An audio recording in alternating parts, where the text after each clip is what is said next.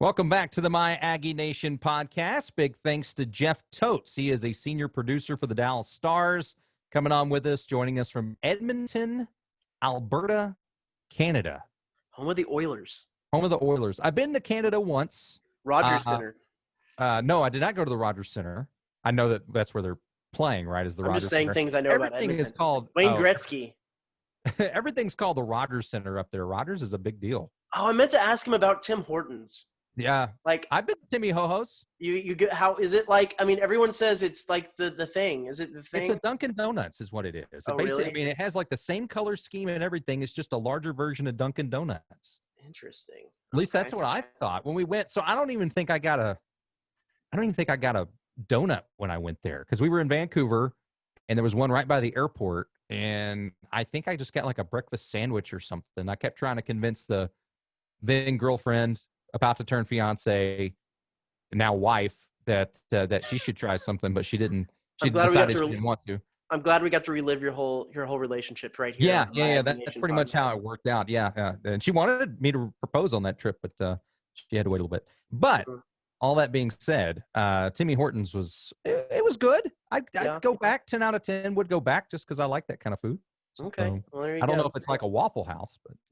Yeah. Or I mean, I feel like it's Canada's Whataburger. Like it's the thing that you hear about. So yeah, but I don't think they have. Do they have like lunch foods and stuff? I've never been to Canada. I don't know. I thought they only had breakfast. Well, the only time I've been to Canada, I had the passenger side window of my rental car knocked out. So Canada did not leave a good impression on me. It was pretty in Vancouver. Yeah. I probably would go back and visit. Vancouver is the town that rioted when the Canucks lost in the finals. So and then you had that picture of the couple kissing on the ground amidst the flames and all that sort of thing. Yeah, I remember that. Well, this is the My Aggie Nation podcast, and we haven't been on the air for a really long time since you've been off, like getting married and hitched and honeymooned and all that. So we can get to that at the end. Let's actually give the listener what they want, and that is a little bit of Aggie talk. Where do we start? It's been a while. 10 games, all SEC season. It starts with Vanderbilt. The first trip's Alabama. They added Florida and they added Tennessee to the schedule. What is this? What even is this season anymore, Zach? The season is going to be tougher. I know that's for sure because now you've got two pretty good perennial powerhouses. I mean, Florida. I really think Dan Mullen's a good coach. And I know that situations like that, it might have been all talk because everybody's, he's the next big deal. He's just at Mississippi State, didn't have the recruiting, da-da-da-da-da. But when you look around the SEC, not only with Dan Mullen now in his second year, but you've got the acquisition of the Pirate at Mississippi State. And so they're going to be doing no telling what offensively, throwing the ball against you 50 times or whatever. And that has not been A&M's strong point, the secondary. And then Alabama's Alabama. I cannot help but think that LSU is going to take a big step back this year, though. And I think that's what everybody else is thinking, too, because then you've got Jamar Chase, who also has decided to sit this season. So for A&M right now, I mean, that's a story that came out last night or late last night. Was you had Elijah Blades, senior defensive back. He decided he's going to sit out for the year. So that's now 2 with him and James Foster. But so far, A&M hasn't had a major player. I'm not going to say Blades isn't a major player, but they haven't had a star, so to speak, that has opted to sit out. But yeah, man, it's going to be a hard road to hoe for sure. I think I think the obvious thing to think about is, you look at what A&M's schedule was 2020 was supposed to be the year. It's something we've talked about ad nauseum for a while, that 2020 was supposed to be the year because the schedule lined up. You don't have 4 number 1 teams that you're going to play like they did last year. You have Vanderbilt on the schedule. You have your cupcake games. And then it lined up to where LSU and Alabama were going to be at the end. No Florida, no Tennessee. And this was a real shot to maybe for the A&M to roll in at 10-0 into those last games, as we see now, even minus the Chase update with COVID. LSU has lost a lot. I don't see them as being the same team as they were. And you might be 11-0 heading into Alabama, but now you have to face Alabama early. You have to face Florida early. Is this still Is this still the season? Well, I mean, that's the other thing too. Everybody brings that up about how, oh, well, the schedule was aligning perfectly. These are the things, you could be 10-0 going into this game, be 11-0 going into that game. Ultimately, what it boils down to is if you're going to be the best, you got to beat the best, right? And I get it. The overall results of your record might not be the same. I guess I'm thinking it would kind of bring a false hope in some cases. Like, are people thinking that a 10-0 Texas A&M team that has the hides of Colorado and Abilene Christian on their wall, is that different than a team that is 8-1 that's defeated, the likes of Florida and Tennessee? I mean, do you really think that just because your record's better, that somehow means you're a better team? I think everybody around Aggie Land has looked at this team and they say, this is going to be a good squad. It shouldn't really matter who you play. And if you're able to avoid the injury bug, avoid getting tackled by that, or, having some kind of something that upheaves or upends your season, you're still going to be a really good team when you're playing these squads like Alabama and LSU later on in the year. I don't know if I buy so much into the changing of the schedule, because again, you're still going to have to beat Alabama. You're still going to have to beat LSU. Now you've got the Tennessees and the Floridas of the world, but I mean, you'd have to beat teams like that anyways if you're going to be good, right? So if you're going to truly be a college football playoff team, which is what everybody thinks they're going to be, you're going to have to beat some pretty dang good teams to end up getting there. So I think it doesn't really matter. I think that in most people's minds, it lined up like A&M's 2017 baseball team, where no one necessarily. I mean, I don't know if anyone really thought strongly that this might be a national championship winning team for A&M, but there might have been some playoff aspirations from a few people. But the 2017 baseball team, they didn't even host the first round, yet they beat Houston in a favorable matchup, and then North Carolina beats Davidson, so they're playing Davidson in the Super Regional. Next thing you know, they're in the College World Series. That's kind of how it seemed to me that things were going to line up for this A&M team. That, maybe necessarily they're not the most qualified playoff team by strength of schedule, but they could kind of, in the SEC, you can kind of stumble into the playoffs. You can kind of fall your way right in if you win enough games, and it just doesn't necessarily seem like they're going to be able to do that again. Yeah, you do that now with Tennessee and Florida. Yeah, I don't know if it's necessarily apples to apples comparing it to that baseball schedule. But honestly, that baseball team was not very heralded. I mean, there were not a lot of people thinking that the 2017 Aggie baseball team was going to get very far. I mean, the teams previous years, the ones that got upended by TCU in the Supers, those were supposed to be the teams that were supposed to go on to Omaha, not that 2017 team. This team has a lot of high expectations coming in.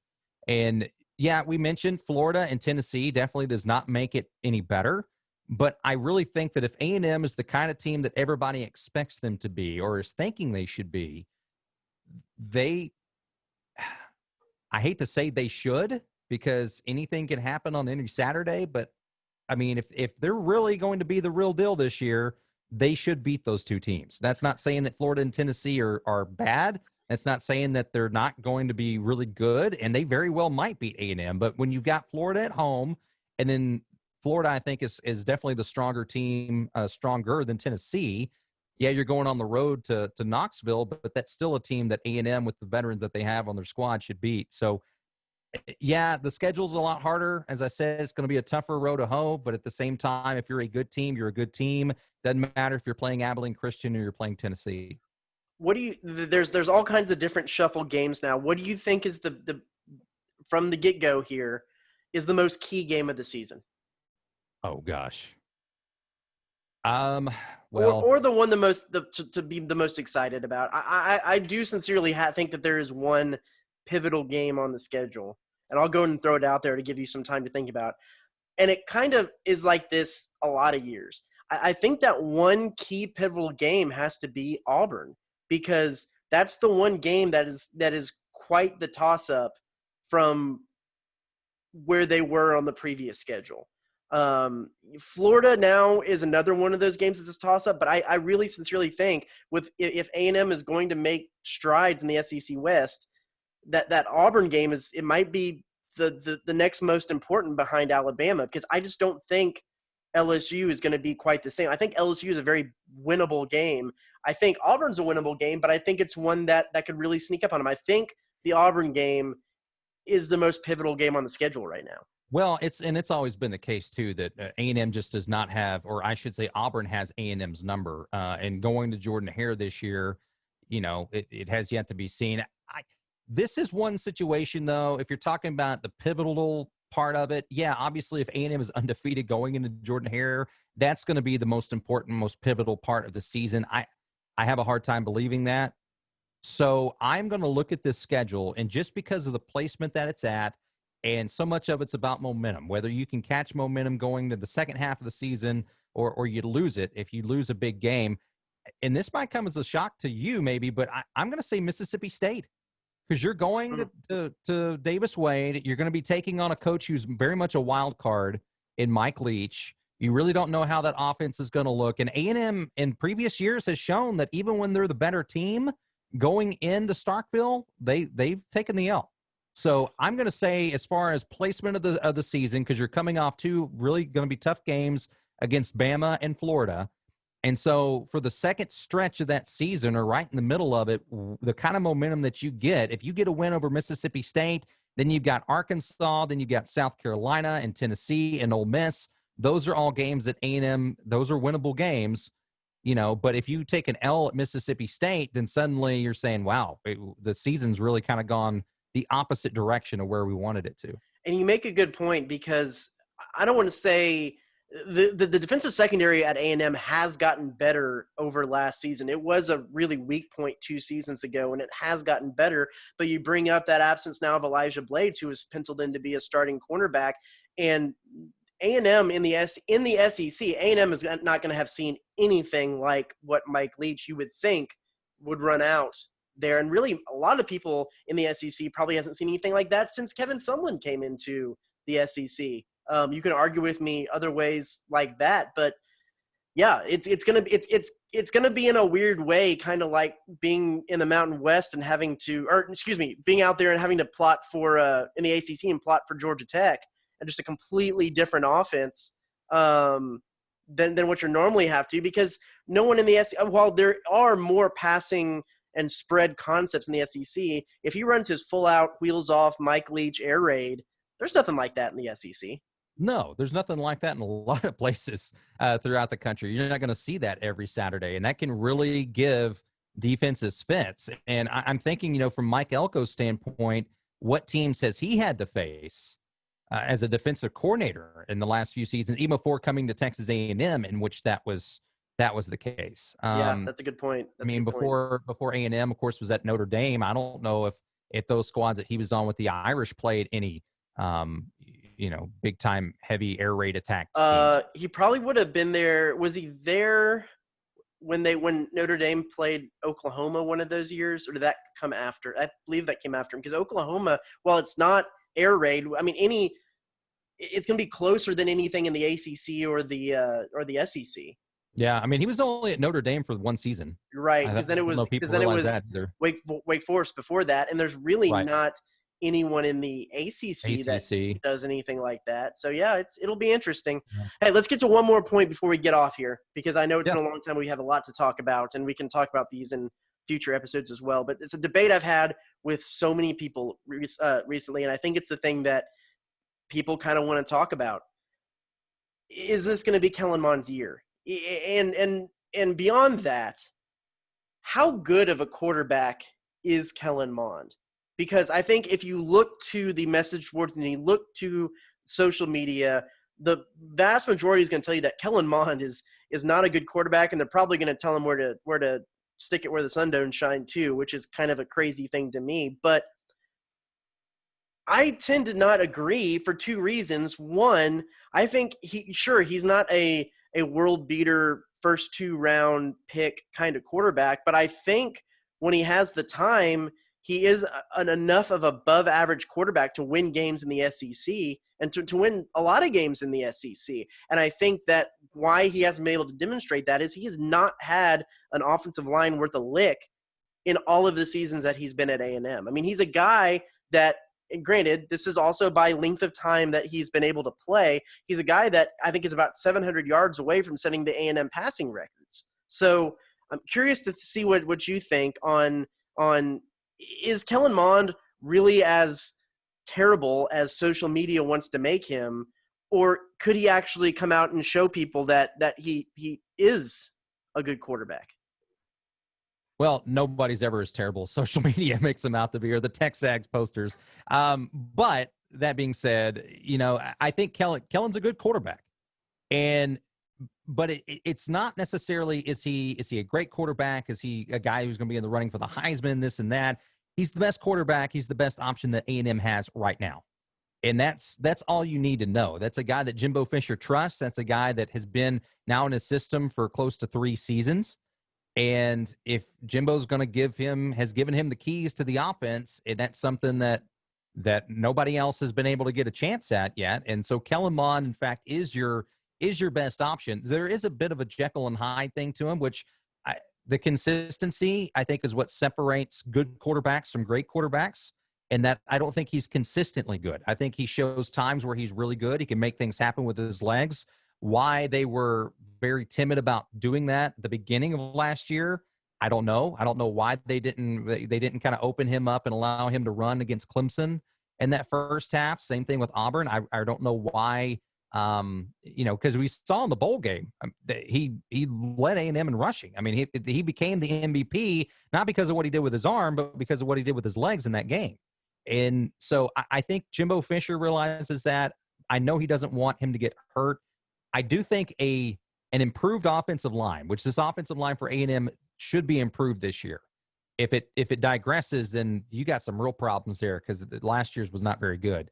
So if they get an improved offensive line, which I think they will, buy him some more time in the pocket. Isaiah Spiller is coming in. If he is able to stay healthy, that's another thing too. You had a freshman running back last year, a true freshman running back that suddenly was thrown into the fire after Jashawn Corbin got hurt. So now you've got a running back who's coming into his second year, has been the starter for quite some time. So he's established. Anais Smith is going to provide you a spark there in the backfield. He can get a lot of things done with his legs.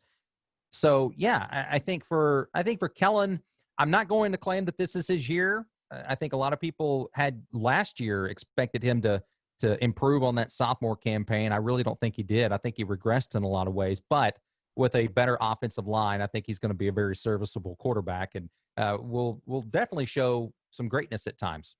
I think what we hear from Jimbo Fisher all the time is that he hasn't necessarily been consistent. Part of that, I really firmly believe the fact that his offensive line hasn't given him enough time to adequately see downfield, make the right reads, and therefore that can cause inconsistencies. I think he's really smart. I think he knows a very complex playbook. I think Jimbo Fisher reemphasizes to us all the time the fact that he makes a lot of the right decisions. He's smart and he's a good leader, which is something that him and his teammates have backed up. And I think that is all the right recipe leading towards someone who can have a season that's good enough to get A&M wins when they need them, which is the important thing you need from a quarterback. And there's lots. Go ahead. Right. Well, you and I both know that a lot of the ire that Kellen draws from fans is not necessarily for his on-the-field play. It's everything that's gone on this offseason and being very outspoken about Black Lives Matter and leading protests against the Sully statue and things like that. So that's really what a lot of people, I think they look at things with this wide scope, and then they let that bleed over into what they think about him as a football player or even as an Aggie. And quite frankly, it's unfair. It's an unfair shake to him because, look, he's an athlete. He's a student athlete. He is a person. He's a black man. There's a lot of things that Kellen Mond is, and you've got to take all of that into account. And so, yeah, I don't think a lot of this criticism, and we both know this, a lot of the criticism that he's taken has not been a reflection of his on-the-field play. It's something else. Correct. I believe it'll be the first, and I know this isn't exactly an apples-to-apples comparison, but me and Robert Cessna were looking at this the other day. I believe he's the first quarterback with significant playing time in 4 years since Stephen McGee. Because Yeah. I know Stephen was here for 4 years. His freshman year was a lot of like mop-up duty stuff, less than what Kellen saw. But yeah, when you try to talk about 4-year quarterbacks at A&M, I believe Stephen McGee would have probably been about the last one. Yeah, I was going back in my mind here. Ryan Tannehill obviously didn't play quarterback really until his final season. Gerard Johnson had some starts, kind of a year and a half. It was during that transition where A&M was going through like a season and a half. You get them to be the starter for a season, then halfway through the next season they get replaced. And then of course ever since Johnny Manziel, but Johnny Manziel left after 2 seasons. So yeah, I mean you're absolutely right, and you don't see that from a lot of guys where they're basically the starter at a Division I team, especially in the SEC, and they're there for all 4 years. You just don't see that. Right. Which kind of is why he's kind of on the pedestal for SEC, because he's about it as far as quarterbacks go, between him and maybe like Bo Nix in the conference right now. So it'll be an interesting year for him for sure. Hey, I know there's tons of stuff that we didn't get to today because we have been away from you. You've been longing for our voices, and now you're getting them. But we'll be back. We promise. We'll make do on our promises and talk more Aggie football. Real quick though, before we go, how is married life fitting you, sir? It's good, man. It's good. She got married to me and then she up and left. She's in San Antonio this week on work. So, but no, we had a great wedding. Had a lot of family and friends there, you being one of them. And then we were able to go on a honeymoon. We actually went to Napa Valley, California, and got to check out all that Napa has to offer, all the wines and all that good stuff. And then came back, and then she actually had last week off, so she's been nesting and doing all kinds of stuff to my house, which fantastic. Was completely different now than it did before, but that's a good thing. So as to be expected. Well, that's good. It was a wonderful wedding. Was there, happy to be there. If you didn't notice, which you probably didn't, me and one Brent Zorneman of the Houston Chronicle, we were sitting at the same table, and we sat there and oohed and awed and thought it was great when you and your bride had their first dance, and we stayed for most of when your bride and her father had their first dance, and then by the time you and your mother got to dance, we kind of peeked back over the corner and realized that everyone had gone through the buffet line, so we went back and got seconds. And did y'all really? Yeah, dude, the food was good, wasn't it? The food was delicious. So no cake was good, everything was good. So well, good. I'm glad. Congrats to you. If you're out there listening to us, send your congrats to @ZachTaylorSport. You know, send him some money. I'm sure they need it after a lovely lovely wedding. But my DMs with some cash. There we go. We'll be back next week with a little bit more A&M sports talk. So for Zach Taylor, I'm Travis Brown. This is the My Aggie Nation podcast, and we'll see you next week.